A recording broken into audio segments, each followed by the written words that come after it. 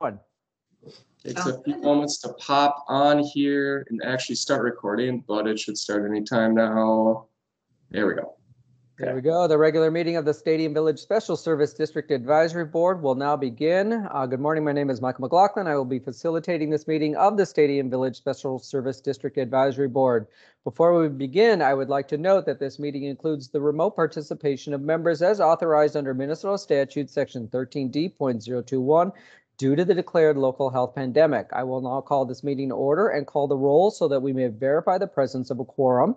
Advisory board members, when I call your name, please indicate that you are present. Summer Klein. I am present. Chuck Goldberg.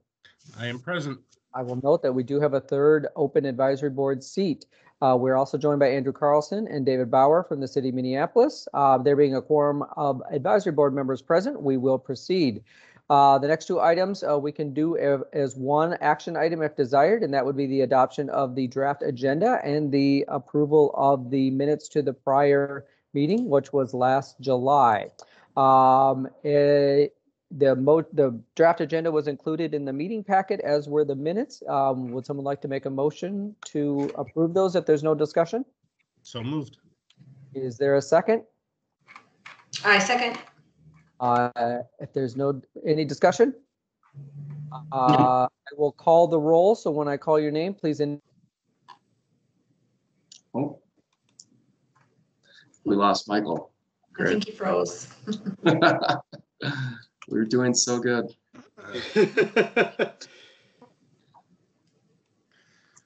I'm gonna send him a text. Sometimes I feel like when video is on too, it can change your service.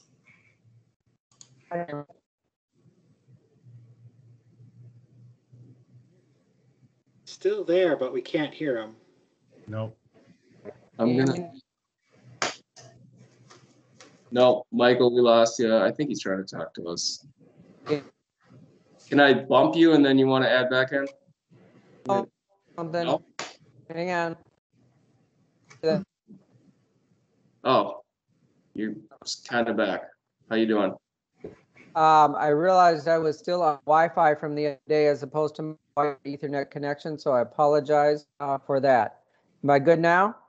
You're good. All right. Okay. Oh man, look, we actually finished it. Like I was that fast. So while you guys were, I just kept. No, that's not true. I could hear all of you saying all those horrible things about me. No, okay, that's not true.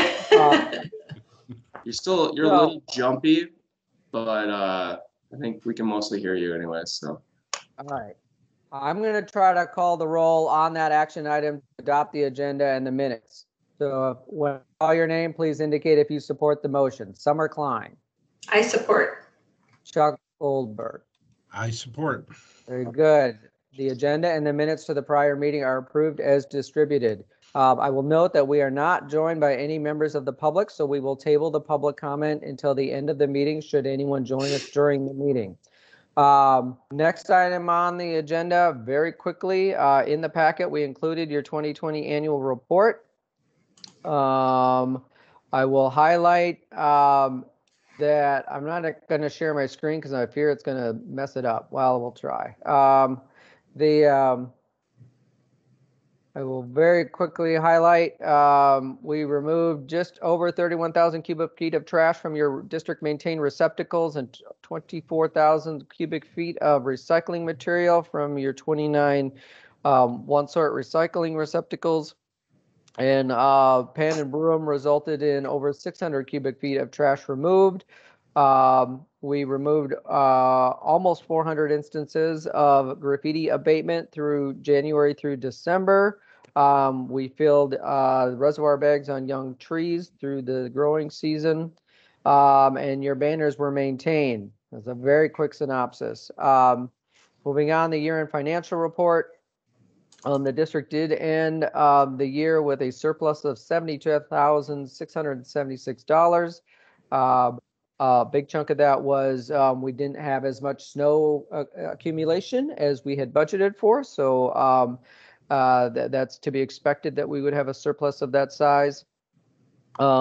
Those dollars have been rolled over, carried forward to the 2021 budget, and you will see it in just a moment on your amended 2021 budget.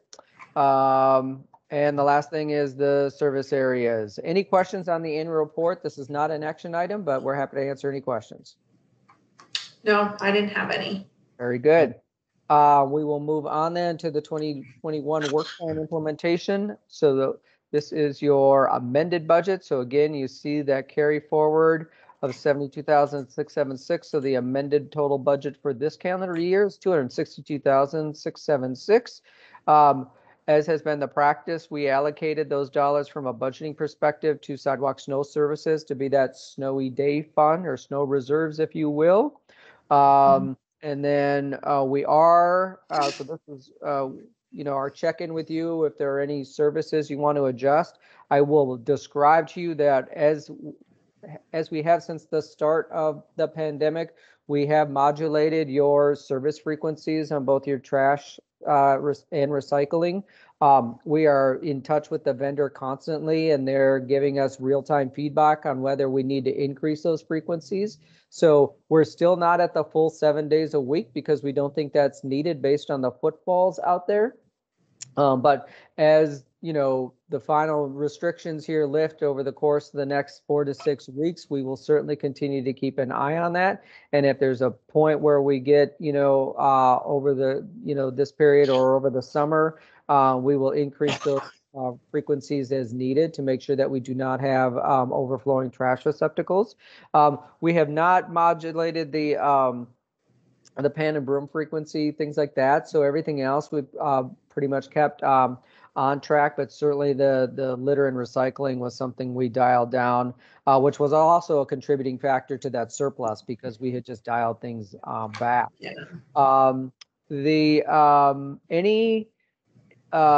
Any service requests for the remainder of this calendar year? Otherwise, our plan is to continue to do what we've done.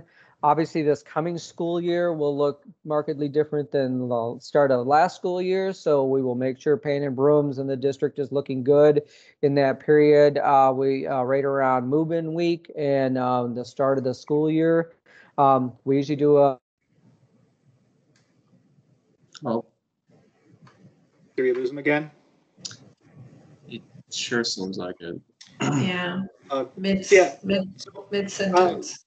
While Michael gets back online, to his points with regards to expecting some level of normalcy going into the school year this fall. So with Welcome Week, we typically do, we try to make things look their best, first impressions for the families and the students coming back. So all that we are planning to do as we have done in the past. So that kind of comprehensive cleaning, if you will, in advance, and then really monitoring those service levels as the school year, through the summer, and then with the beginning of school year too. So I fully expect some of these frequency levels to probably get back to where they were here in the next couple of months. So especially as a lot of the businesses start to reopen and have in restaurant dining and those types of things. Yeah. Are you guys seeing anything that we might need to shift focus on and pay more attention to? Anything out there that any gaps in service, anything like that, or things look pretty good? I can personally speak to, I know that a lot of graffiti is popping up again. Okay. Yeah. So I don't know the frequency of how often they're looking at it, but it's for us, sometimes it's a daily thing depending on the building. Sure. Yeah. And we will definitely mention that to your contractor as well. We do see an uptick in graffiti in the summer months, especially once the kids get out of school. But just to manage expectations too, we can only remove those tags from within the public right of way. So if there are tags on private property, on private buildings, please report those to 311. And those will get to the proper channels so that they can notify the property owner. Yeah, okay. You know, I don't know what we have to do with this or how we can supplement it, but you know, the security is becoming a bigger issue. And I think, you know, in speaking to UMPD, they're having the same issue that everybody else is. They're not able to respond. They don't have the officers. I think they're seeing an exodus of officers. They're getting harassed when they're on the streets. So we're seeing more homeless in the area, which leads to the tagging. Yeah. I don't know how we feel about talking about some sort of program for the district with that to supplement them, or like a neighborhood watch or watch program to help. I don't know. I don't know what the answer is to it. Yeah, it's definitely a subject that has been brought up in other districts. Uptown has probably made the most progress in implementing some level of security services through the service district, through a buyback program for police officers during specific hours over the course of the week. Also with kind of one-time investment in enhancing the security cameras as well. You know, Dinkytown and Stadium Village have this unique arrangement, obviously, with the university. There may be some partnerships or alliances there that we could potentially seek out to see how best to coordinate on the part of that as well. Those are some relationships that we should probably foster a little bit further. So if there's some contacts, from the U that may be helpful, and maybe the answer is that they do their own thing and we do our own thing, but that's still good information for us to have. But yeah, we're hearing it even more from our guests as well. Is they're just not feeling the same as they did 2 years ago. And I hate to use the word safe.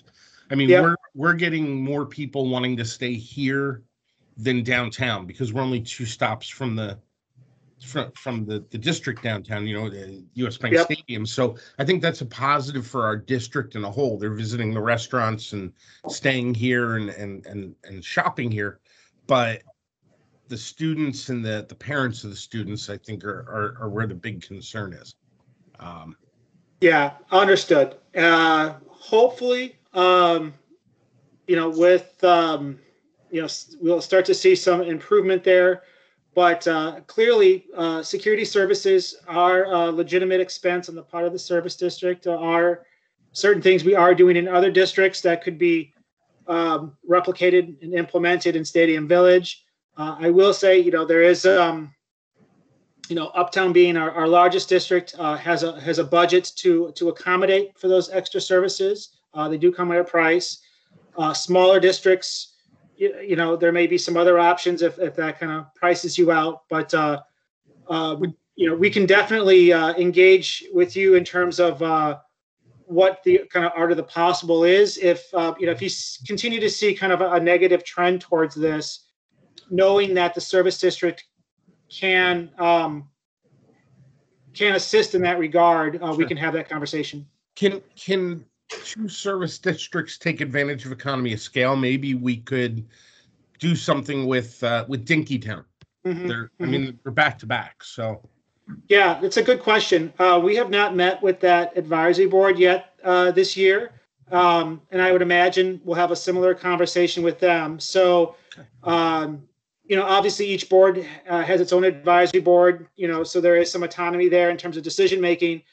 Each has their own budget, but there would be a way to which to kind of structure that independently, but still provide for complementary services, if you will, in both those districts. But we can definitely circle back, and I hope that with the start of the school year, you're just in a unique environment with students to begin with. But if you're seeing an escalation to a certain point, we can definitely assist with that. But why don't we check back with with you two once we meet with Dinkytown, and by that point, maybe we all have had a chance to reach out to the university as well and get some more data on this.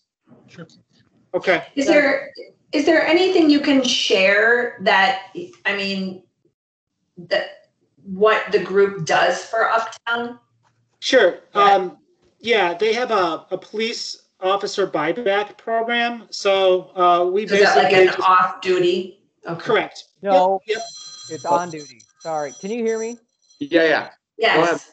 All right. So, sorry, I just wanted to, I didn't know if anybody could hear me, so I thought maybe I'm talking to myself again. We can hear you now, and we can hear and see you now. Very good. So I jumped out and jumped back in, and I'm cognizant that we have 11 minutes till Chuck leaves, and we got to adopt a budget. So, so it's on duty officers, Summer, and we're Okay. able. That's why it's buyback and not off duty. Okay. We have a set program where we work with the local precinct inspector on a coverage schedule on a daily basis in that district, and Okay. they provide MPD 1 or 2 officers. So that is definitely something we can do and set up. And in your case, it would be, of course, with the second precinct. So that's definitely a conversation we could have. The other thing I would say, particularly for a district of your size, thinking about security cameras that could be remotely monitored at the precinct level, as well as the emergency management center by MPD, it might be a very effective initial tool to at least help improve and provide more tools for police and safety resources to monitor what's going on. So it's my understanding, though, that MPD does not respond to this district. It's covered through the UMPD. That is not my understanding. My understanding is MPD, UMPD does the campus. And this is where we get into, there's jurisdictional things. Chief Matt Clark, though, is a former MPD officer. So, I think there's very good partnerships between MPD and UMPD. That's certainly been my experience in the past, particularly with Chief Clark. That there, my sense is there's always been an overlap, in part because UMPD officers always patronize the businesses in Dinkytown and Stadium Village. So there was always that cross-pollination of just those officers being in these respective districts. I would include West Bank in that as well, Cedar Riverside. But someone else would have to tell us, but my understanding is that if it's non-U of M campus, it's MPD, and that's certainly been my understanding. But knowing that there's a collaboration and cross-pollination of strategies, one would presume. Buyback program is certainly an option. Safety ambassadors like downtown would be an option, although again, your district is kind of small to be able for the economy of scale to really work well. Cameras might be, again, an initial foray into security type services. And then as Andy was saying, so if there were, both Dinkytown and Stadium Village said, hey, these are services we want, certainly we could structure a contract that would segregate costs, but provide those services, and therefore both districts could benefit from the economies of scale. So yes. And we expect, as Andy said, we've already had some advisory board members bring up safety issues to our, and it's something we have talked about with Dinkytown. They haven't finalized any strategies, in part because they are budget sensitive, as all districts are. So it's really weighing what provides the biggest bang for the buck, what generates the most yield in terms of moving the needle on safety issues relative to the budgets they have. So, but to Andy's suggestion, I think let's meet with Dinkytown, see what we hear from them, and then we can certainly circle back. And buyback is relatively straightforward for us to implement, so that could be implemented relatively quickly. Things like ambassadors take a little bit more lead time because we'd have to get a contract on the street. The camera program, we could certainly work with the second precinct. We just expanded the camera system in Uptown, and I would say, partly because of everything that was going on in the community from a safety perspective over the last several months, that camera program probably took 90 to 120 days to get those additional cameras online. But it could potentially happen faster. So Do we need to cognizant- reallocate resources in this budget so that they're available for this spending going forward? We could do that in the 2022 budget here that we're going to talk about in literally just a second. And or we could consider that an amendment as part of next year, presuming you would have a surplus, unless we get a lot of snow at the end of this year, that you'll end likely in 2021 with a surplus. So there are a couple ways to do that. Anything else on 2021? Otherwise, let's quickly shift to 2022. Okay, there's no action required on this item. I noted the couple of things that we've talked about, graffiti. And Summer, you had asked the frequency. It's once a week is the graffiti inspection Okay, and abatement. So they do it That's as on part of the Bannockburn. just in the public realm, so it's not on private property. Right. Yep. It's trash cans, light poles, benches, Yep. sidewalk area. Yep. All right, so this might be the kiss of death, but I'll try to share my screen again. Hopefully it doesn't bog down my internet connection. So I included a draft 2022 budget in your packet. It is a flat budget from both a revenue and a service charge standpoint, at least as drafted. I did increase the sidewalk snow services by $1,000. That is a contract we're going to be rebidding, so I expect that there might be some increase, so I added 2%, and that got us up a little bit. I dropped streetscape and landscaping maintenance down, and that was based on looking at your 22 actual cost. I felt like there was a little bit of room there, so it seemed like we could keep it flat. We don't have to keep it flat, but that's usually the place we kind of start unless there's some program or initiative. To David's point, you could add a fifth line here. We could shift these numbers around a little bit if the goal was to keep the service charges similar, just based on what's happened economically throughout this, the state, the local community, as well as globally, I guess. We could put a placeholder for security services here, or that is something we could potentially wait on. Thoughts on the draft budget? I would move forward with it as is and do an amendment. We've also got that surplus that kind of keeps following us that we could vote to use for some of the security services, correct? Correct. yeah, that's kind of what I was thinking too, Chuck. Any other changes you might like to make on this? Otherwise, just in the spirit of time, if there's a motion someone would like to make to adopt this budget and work plan recommendation as drafted, we could just move forward. It's up to you guys. I move to go forward with the projected 2022 budget. Good. Is there a second? Second, Very good. If there's no discussion, I will call the roll on the adoption of the 2022 budget and work plan recommendation as drafted. Summer Klein, I approve. Chuck Goldberg. I approve. Very good. That budget recommendation is adopted, as has been the case for all past years. This will go to, there will be a public hearing held in October. In advance of that public hearing, all property owners will be mailed a notice of their proposed service charge amount along with a proposed operating plan that will include this budget as proposed. There's the public hearing process, so all of that, of course, will happen later this year. I think just two quick things. I think we've got everybody squared away on your oaths, so thank you for getting that process so quickly. And if you haven't already completed your online ethics training course, please do so. We do only like to work with ethical advisory board members, so that's an important thing, and that training will cause you to only be ethical. So no, it's actually a very good training. Maybe one other housekeeping item. As Michael mentioned at the beginning, this is a 3-member board. There is one vacancy.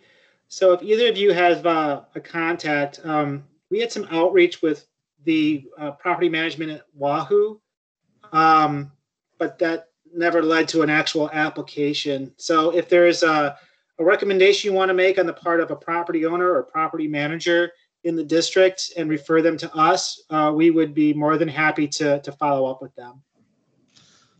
Look at it. Yeah. Definitely.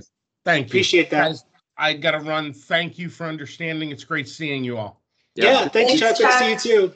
Take care. Thanks, Chuck. Thanks. Bye. Bye. Summer, any other business questions, comments, things you're hearing, seeing things, hearing things? No, I mean, I would just echo everything that Chuck is saying. I mean, things are very different on campus now. I would comment on one thing regarding the police response. So I don't know when it happened, but all of our 911 calls are now dispatched to UMPD. So that responding party, Michael, that you were kind of talking about earlier, actually is UMPD. Okay, so that's So, new-ish, since that Yes. was the way it used to be. So appreciate the yes, correct. Yeah, it didn't used to be. And we found out because we had to call 911 for something, and it was confusing. No, we do have a guard service. So we have a private guard service that has worked for us for several years now. We used to have off-duty U of M, or not U of M, MPD officers on Friday and Saturdays. And due to circumstances, that relationship was ended. So we only have a private guard service now that services obviously all of our properties, our commercial properties. And if they are seeing anything in the area while they are walking down to some of our properties, they would obviously report it. But as a whole, I will say that private security is also feeling the same type of lack of support and or lack of applicants going into that field. So it has been difficult for us to hold on to even our full-time officers as well, staying in that line of work. But the Chuck is not incorrect. It is mostly UMPD officers who respond to even things in our buildings, and we're not considered to be, U of M or on campus. So. Yeah, I think it's to, I think we can, that's definitely something we want to follow up and learn more about. That if there's a change there, we should get smart on that and see how that arrangement works, because it is different than how we understood it to be, up until this point. So this is very helpful to know, and we can follow up. So yes, yeah, appreciate that's Okay. Good to know. Yeah, absolutely. Thank you. Yeah, I don't have anything else. Well, thanks, Summer. It's a pleasure, to once again see you. And again, Absolutely. if there's any recommendations or referrals for a third board member, like I said, we'll follow up on that right away. Okay. Michael, you want to close us out? Do we have Michael still? Yeah, Yes, I'm we do. here. Okay. I think I'm here. Well, so with that, we can adjourn this meeting at 11:01. And we will, obviously we are reachable if you do notice any issues, Summer. And certainly Chuck knows how to get a hold of us as well, and we will continue to monitor services. We are going to be reissuing bids on a couple things, snow and streetscape. So as we get into to next year, so we'll just update the board through via email as those activities sort of come to pass. Perfect. That sounds great. With that, 11:02, we are adjourned. Thank you, everyone. Thanks. Thank you. Bye, Summer. Bye-bye. Bye.